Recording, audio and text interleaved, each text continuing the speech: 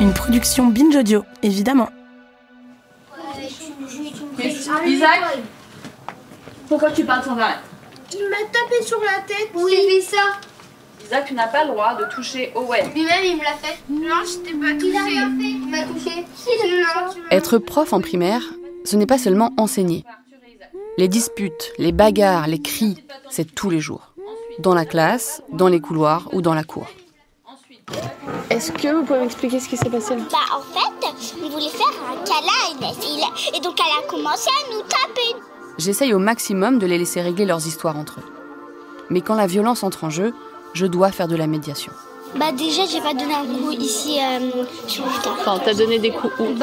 Au bras et j'ai serré le poignet de Margot. Même si les disputes d'enfants nous font parfois sourire, ce ne sont pas des enfantillages, ni un jeu. Ce sont de vrais conflits qui disent la difficulté pour eux de vivre avec les autres et de résoudre leurs désaccords. Et elle dit le jeu il est qu'à 3 et c'est elle qui décide. Moi j'ai pas dit ça. C'est Dieu. Non. Et c'est là que j'interviens. Parce que c'est aussi ça l'éducation à la vie affective et relationnelle.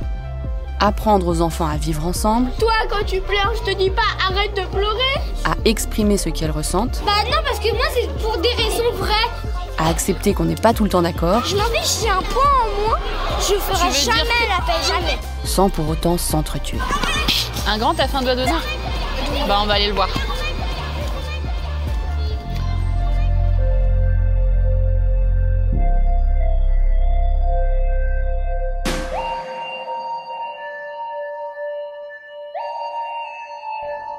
C'est quoi l'amour, maîtresse? Une série documentaire de Lolita Rivet. Épisode 4. C'est pour ton bien. L'école, avec la crèche qui la précède souvent, c'est la découverte de la vie en société. On y découvre qu'on doit partager avec d'autres enfants qui ne sont pas de notre famille, les jouets, l'espace, le temps de parole, l'attention des adultes, et puis confronter sa manière de voir les choses avec celle des autres. Le but, ce n'est pas d'annihiler les conflits à l'école. Ils sont normaux et même nécessaires dans les relations. Le but, c'est plutôt de leur apprendre à les résoudre sans violence. Mais quand on regarde les adultes s'y prendre, on voit que c'est pas si simple. Si vous prenez votre voiture régulièrement, que vous suivez la politique ou que vous avez des soucis avec vos voisins, vous savez que l'agressivité et les insultes s'invitent souvent dans nos échanges. Je me laisse pas piétiner. Il y a un portable à la fin. Mais je peux parler, oui. Mais monsieur Guénaud, il faut savoir. C'est que l'Europe n'est pas à la hauteur de la crise économique. Ta gueule. Les Français ne les supportent plus et je les emmerde. Allez, monsieur Connard. Oui, c'est insupportable. Ou peut-être faites-vous partie de ces gens qui adoptent une autre stratégie face au conflit, la fuite. Dans leur essai « Les conflits relationnels », la psychosociologue Dominique Picard et le psychologue Edmond Marc expliquent cette réaction que nous avons tous et toutes. Tout en étant normal et même utile, le conflit fait peur et on a souvent tendance à le fuir. La raison en est qu'il génère des sentiments négatifs. Anxiété, colère, violence, peur du rejet, de la rupture de la relation. L'agressivité ressentie est projetée sur autrui et l'on se sent menacé. On redoute des blessures pour soi comme pour les autres. Alors, face à ce sentiment de danger et aux affects pénibles qui l'accompagnent, beaucoup réagissent en taisant leurs griefs pour tenter d'éviter l'affrontement et de calmer le jeu. Calmer le jeu. Pour ne pas ressentir cette tristesse, cette colère, cette frustration ou cette insécurité. Pour ne pas les affronter. On préfère trouver des moyens de les étouffer. Ça peut passer par la nourriture, l'alcool, la cigarette ou les drogues, au choix. Moi, j'ai de la chance de faire un sport collectif qui me permet d'évacuer mon agressivité sur mes coéquipières. Et contre le stress, j'ai cette réaction très saine qui consiste à me gaver de sucre. Comment se fait-il qu'on soit autant rebuté par le fait de ressentir ces émotions ? D'affronter ces conflits, alors même qu'ils sont inévitables. Est-ce parce qu'enfant, on nous a jamais appris à le faire ? Ou plutôt, parce qu'on nous a appris à les réprimer. Bon, arrête ton caprice, on rentre à la maison. J'en ai marre maintenant, tu arrêtes de crier. Ça suffit maintenant, tu ne fais pas de colère. Tu arrêtes ta comédie maintenant, tu peux pas te comporter comme ça en public. Donc tu te calmes. En ne donnant pas de solution alternative, le message qu'on envoie aux enfants, c'est qu'elles ne doivent pas ressentir ces émotions-là, qu'elles doivent les faire taire. Chut! Je pense au contraire qu'il nous revient à nous, adultes, de valider ces ressentis auprès de nos enfants, de leur dire que c'est normal et qu'elles peuvent les traverser. Je pars du principe qu'un enfant qui est violent exprime quelque chose qui ne va pas, un surplus d'émotions qu'elle n'arrive pas à surmonter. Alors j'essaie du mieux que je peux de l'aider à le faire. Tu te rappelles ce qu'on avait dit, que quand on a de la colère et qu'on sent qu'on a envie de frapper, qu'est-ce qu'on fait ? On prend la colère et on la jette. Tu trouves quelque chose qui n'est pas taper les autres. Sinon, tu la mets dans ton monstre. Je ne sais pas s'ils se servent tellement de ce monstre mangeur de colère qu'on avait dessiné, mais j'essaye des choses.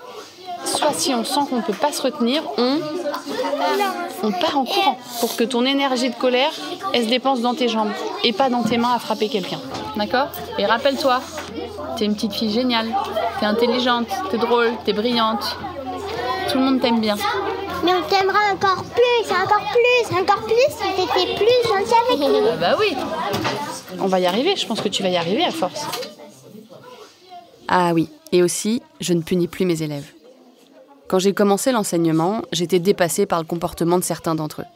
Et il m'arrivait de les priver d'une activité ou de leur faire copier des lignes. Il m'arrive toujours d'être dépassée, évidemment. Mais j'ai compris que punir était inefficace, et même contre-productif.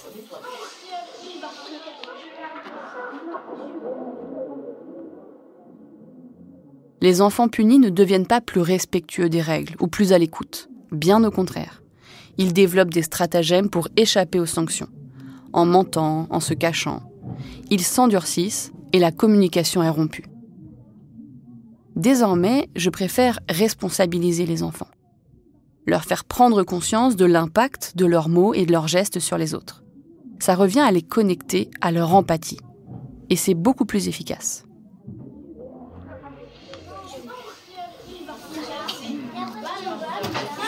Là, tu vas me refaire une fiche de réflexion, tu vas m'écrire ce que tu as fait. À la place des punitions, je demande maintenant à mes élèves de remplir une fiche de réflexion. Quelles conséquences ça a eu et qu'est-ce que tu aurais dû faire à la place ? Toutes ces histoires prennent beaucoup de temps chaque jour, entre 10 et 30 minutes. Mais je suis persuadée que c'est un gain à long terme. Montrer de l'empathie à mes élèves, les aider à vivre ces émotions difficiles, à trouver d'autres solutions que la violence, c'est la meilleure manière que j'ai trouvée pour les faire grandir. Qu'est-ce que tu fais ? Mais assieds-toi normalement, je comprends pas, tu glisses de quoi ? C'est une chaise, pas un toboggan. Et puis parfois, je ne prends pas ce temps. Tu peux arrêter de faire du bruit, Clément, c'est possible ou pas ? Parce que je ne l'ai pas ou bien que je n'en ai pas l'énergie. Oh, Alicia, stop, c'est moi qui dis, ok ? Il m'arrive aussi de ne pas avoir la patience. Franchement, ça me donne pas envie de refaire des activités avec vous. De m'énerver moi-même. Tu parles en même temps que moi, c'est bon. Ça fait 15 fois que je le dis, c'est pas juste ? D'être excédée, de craquer. Non mais c'est pas possible. Mais tu fais exprès. Pose ces ciseaux. On ne court pas dans la classe. Je te l'ai dit combien de fois. Arrêtez. Je peux savoir ce que tu fais là ? Stop, ça suffit. Vivement que cette journée finisse.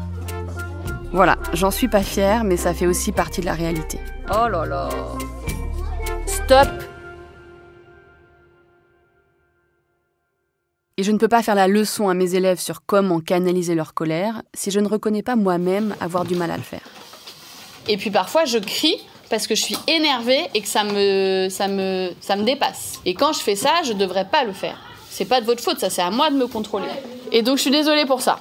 Il faut que tu cries pour nous apprendre des choses. Est-ce que vous pensez que vous appreniez mieux si je vous crie dessus ? Non, pas du tout. Oui, mais pas du tout. On n'apprend jamais par la violence. Tu cries parce qu'on a fait quelque chose de mal. Justement, ça nous apprend à crier sur les autres. Après, on va faire la même chose quand on sera grand. On va penser que c'est pas pour notre bien.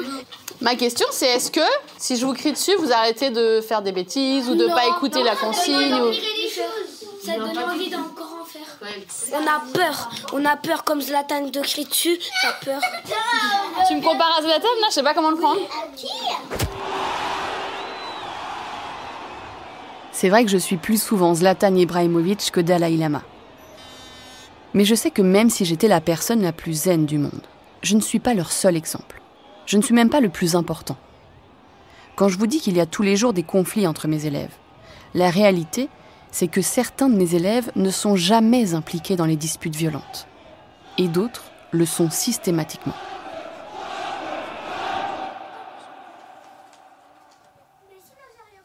Je ne peux pas ne pas me poser la question de ce qu'elles vivent chez eux, de l'exemple qu'elles ont dans leur famille, de ce qu'elles reproduisent. Je voulais vous demander qui on peut aimer dans la vie. Notre amoureux ou notre amoureuse. Notre famille, Nos amis. nous, Nos sœurs et frères. les parents, Tes cousins. grands-parents, Les tantes et oncles. aussi les copains adultes. Notre maîtresse. J'ai voulu les faire réfléchir aux relations qu'elles avaient aux autres. C'est ça l'éducation relationnelle. En leur demandant ce qui était acceptable et souhaitable dans une relation et ce qui ne l'était pas. Qu'est-ce qu'on fait avec son amoureux ou son amoureuse et qu'est-ce qu'on ne fait pas? On a mis s'inviter, s'embrasser, se faire des câlins. Qu'est-ce qu'on peut faire ou pas faire quand on aime son ami? On discute, on joue. L'inviter à dormir chez nous. On fait l'amour. Oui, quand t'es adulte, tu fais l'amour avec une fille quand ils sont amis. Qu'est-ce qu'on fait ou qu'on ne fait pas avec son enfant quand on l'aime? On disait il faut lui apprendre, par exemple à marcher, à respecter les gens. On peut le protéger s'il y a des ennuis, de ne pas donner trop de sucre. Sinon, il ne faut pas qu'il regarde trop la télé, de lui raconter une histoire. Il ne faut pas de gros mots. Qu'est-ce qu'on ne fait pas à son enfant? Le taper, lui donner des claques, le tabasser. L'interdiction de la violence, ça a l'air plutôt clair dans leur esprit. En théorie. Parce que quand on rentre dans le détail... Donc vous n'avez pas mis qu'il ne faut pas taper. Est-ce que ça veut dire qu'on peut taper son frère ou sa sœur? On a le droit. On n'a pas le droit de faire de la violence. Alors pourquoi mes parents me tapent? Parce que tu as fait des bêtises, par exemple, alors elle te tape. Elle te dit c'est pas bien. Peut-être parce que tu es hyper énervant, si jamais parfois.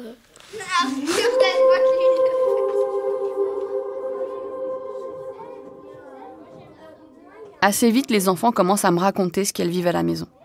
Je ne peux pas vous retranscrire leurs paroles telles quelles, pour les protéger, eux et leur famille. Alors, on a fait rejouer la discussion à des adultes. Ma mère, parfois, elle me pince les joues. Et moi, très peu de fois, elle me claque ici, près de la joue. Moi, je me suis pris 4 claques derrière le dos. Il m'a fait ça, mon père, juste parce que je lui demandais de me lire une histoire. Moi, des fois, mes parents, ils tapent mon frère juste parce qu'il a fait une bêtise. Et après, il est tout rouge sur le corps. Mon père, maintenant, il fait plus les mains en l'air. Il fait la même chose, mais 2 heures. Je fais ça et je reste 2 heures comme ça, quand je laisse pas mes sœurs jouer. Moi, mon papa, il m'a tapé le dos juste au-dessus des fesses. J'avais plus du tout envie d'être sa petite fille. Je suis tombée plusieurs fois, j'ai commencé à crier et mon père, il a commencé à me donner des coups sur les jambes avec sa main. Parfois, ma mère, elle me donne des grosses fessées. Elle a toujours une bague et ça me fait une marque. Moi, ma mamie, quand je fais des bêtises, elle prend une tapette à mouche et elle me tape les fesses avec. Quand j'ai eu 5 sur 10, mon père, il m'a donné une énorme fessée. Je suis bouleversée par tout ce que j'entends. Je pensais pas que les enfants vivaient tout ça. Encore une fois, je n'ai que leur version. Je ne connais pas le contexte exact de ce qu'il s'est passé. Et je peux comprendre qu'avec la fatigue, le stress, parfois un parent craque. Ce que j'ai du mal à concevoir, c'est qu'on érige la violence, les cris, les tapes, comme un principe éducatif. Malheureusement, ce qu'elle me raconte se vérifie dans les statistiques nationales. D'après le baromètre de la Fondation pour l'enfance, réalisé en 2022, 80% des parents déclarent avoir recours à ce qu'on appelle une violence éducative ordinaire, qu'elle soit physique ou morale. 55% des parents hurlent sur leur enfant. 20% les menacent et les insultent. Un parent sur 4 donne des fessées. Il n'est pas question ici de comparer un cri avec un coup, mais il est important de dire que toutes les violences éducatives ne sont que des degrés plus ou moins graves sur l'échelle de la violence. C'est exactement la même chose que pour les violences sexistes. Entre la blague lourde et le féminicide, il y a un monde. Mais les deux s'inscrivent dans ce que la sociologue britannique Liz Kelly à appeler le continuum des violences. Et parfois, pour les plus jeunes aussi, ces violences mènent au pire. Rappelons que tous les 5 jours, un enfant meurt tué par un parent.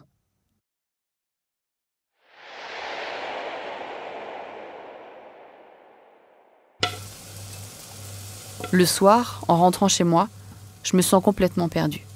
Maintenant que je sais tout ça, qu'est-ce que je fais de tous ces témoignages ? C'est pas toi qui leur a dit tes parents ils te tapent, hein ? Alors j'en parle à mes parents, à moi. Ma mère y connaît quelque chose aux élèves. Elle a été instite pendant 20 ans. Bah oui, c'est quand tu frappes ton enfant et que l'enfant le dit, soit tu dis que oui, ton enfant ment, soit tu dis bah oui, parce que pour moi c'est normal de le corriger. Mais oui, c'est pas de ta faute. Non, c'est sûr. Mais elle révèle un problème quand même, elle. Bah, je me sens un peu entre deux, quoi. Je me sens un peu donneuse de leçons aussi.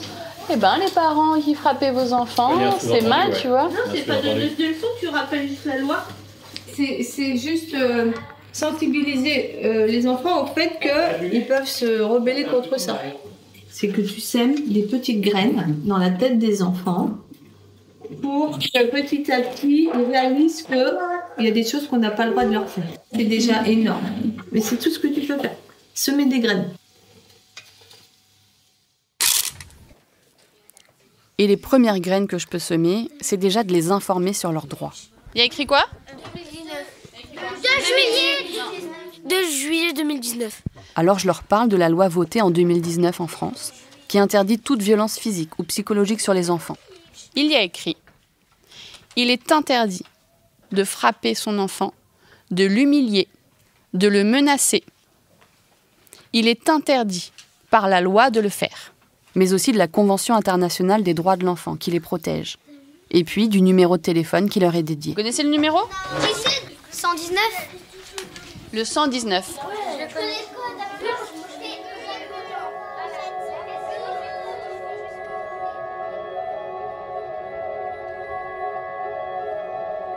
Parmi les enfants qui m'ont parlé, il y en a un qui m'a raconté à de nombreuses reprises les violences qu'il subit.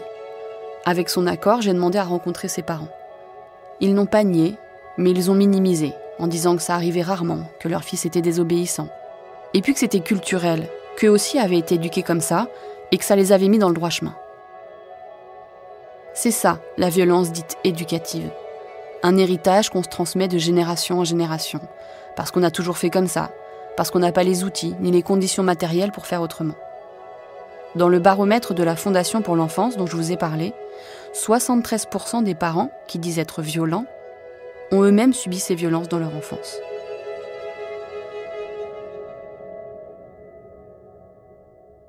On sait bien que nous avons tous une tendance à la répétition. Que un enfant qui a été battu a beaucoup plus de probabilité de devenir un parent qui va être violent avec ses enfants. Mais selon le psychiatre Serge Effez, il est toujours possible de briser cette chaîne. Malheureusement, ça imprime le psychisme très tôt, en termes traumatiques, et qu'il y a donc une tendance, s'il n'y a pas une résilience très forte ou une prise en compte de soi-même très très forte, de le répéter, tout ça on le sait. Donc il y a une importance capitale pour les enfants d'éradiquer ou de lutter plutôt contre la violence qu'ils peuvent subir. On peut aider un parent qui a des mouvements de violence avec son enfant en lui disant que c'est beaucoup mieux de parler calmement avec l'enfant après, de s'en excuser auprès de lui, de lui dire qu'on est désolé, qu'on se rend compte que c'est pas bien ce qu'on a fait, mais que c'est plus fort que soi, que d'ailleurs que soi-même, quand on était enfant, on a vécu telle et telle chose et qu'on était très malheureux. Voilà, il y a aussi des possibilités de réparation. Comment endiguer ces violences si répandues ? On ne parle pas d'exception là. Seulement 6 de mes 25 élèves disent n'avoir jamais été frappés par un adulte. J'ai obtenu le même résultat sur une classe de CM2 une autre année. 6 élèves sur 30 n'avaient jamais été violentés. Comment se fait-il que si peu d'enfants en France sont élevés sans violence ? Est-ce que ça vient du fait que 37% des gens ignorent la loi de 2019 ? Ou qu'un parent sur 3 pense qu'il est difficile, voire impossible d'élever son enfant sans fessée ? Peut-être que la Suède a une partie de la réponse, puisque le pays a interdit les châtiments corporels en 1979. C'était il y a 40 ans. Nous, ça fait à peine 4 ans. Cette loi, très discutée au moment de son vote, a complètement changé le rapport des Suédois et des Suédoises à l'éducation. Là-bas, on estime que 14% des enfants ont déjà été frappés par un adulte.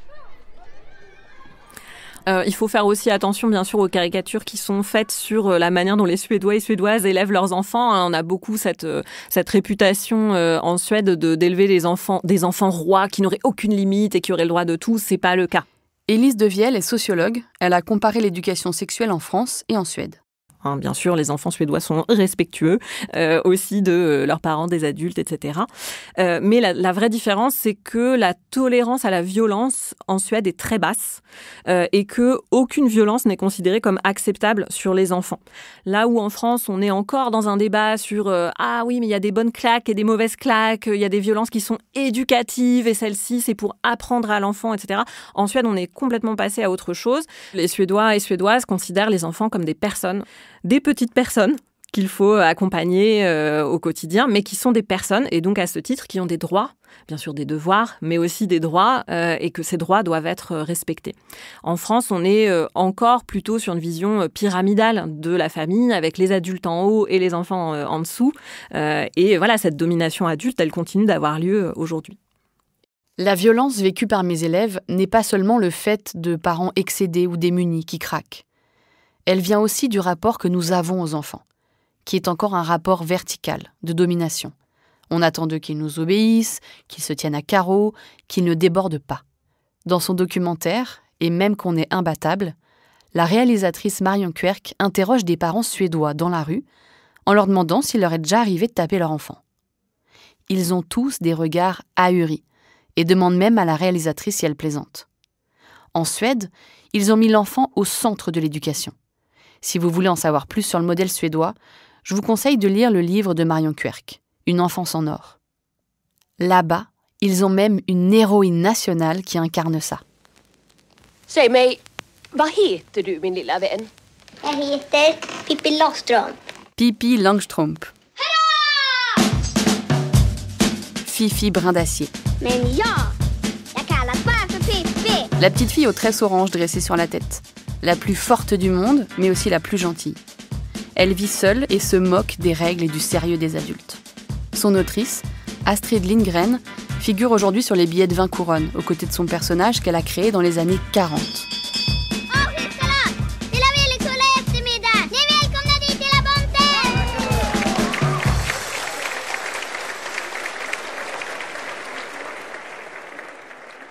Astrid Lindgren était une grande militante de l'éducation sans violence. En 1978, à la remise du prix de la paix des libraires en Allemagne, elle a tenu ce discours. Combien d'enfants ont reçu leur première leçon de violence de ceux qu'ils aiment, de leurs propres parents, et ont ensuite transmis cette leçon de génération en génération ? Les dictateurs, les tyrans, les oppresseurs, les tortionnaires, comment était leur enfance ? Nous avons déjà, et même sans guerre, tant de cruauté, de violence et d'oppression sur Terre. Les enfants ne l'ignorent certainement pas. Ils voient, entendent et lisent quotidiennement à ce sujet, et finiront par croire que la violence est un état naturel. Alors ne devrions-nous pas, au moins dans nos maisons, montrer qu'il existe une autre façon de vivre ?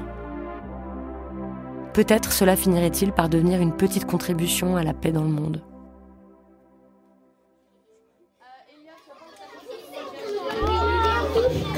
Classe. Yes, yes. Là, ce volume est trop fort. Il y a des enfants qui travaillent déjà. Donc on baisse d'un ton là. Allez, on rentre. On éduque les enfants en partie avec l'éducation qu'on a reçue. Et personne n'a la science infuse. Mais je pense sincèrement qu'on pourrait devenir de meilleurs adultes pour eux si on se souvenait de l'enfant qu'on a été, de ce qu'on a ressenti, de ce qu'on aurait voulu du haut de nos 6, 7 ou 8 ans. Moi, je me souviens avoir été très impressionnée et même avoir eu peur de mes professeurs, de leurs cris, de leur sévérité. Alors je m'applique à ne pas être cette maîtresse pour eux, à ne pas les écraser de mon autorité, mais plutôt à les aimer suffisamment pour qu'elles se sentent en confiance avec moi et libres d'être eux-mêmes. Maîtresse, vacances, mon petit frère, il est né pendant les vacances. Super. Alors, comment il s'appelle? Aimé. Tu l'as vu du coup? Oui, comme... Il est trop mignon? Ouais, il est super léger. Tu l'aimes déjà? Ouais. Maîtresse. Pourquoi il a une grande chaise? À suivre, dans Le cœur sur la table.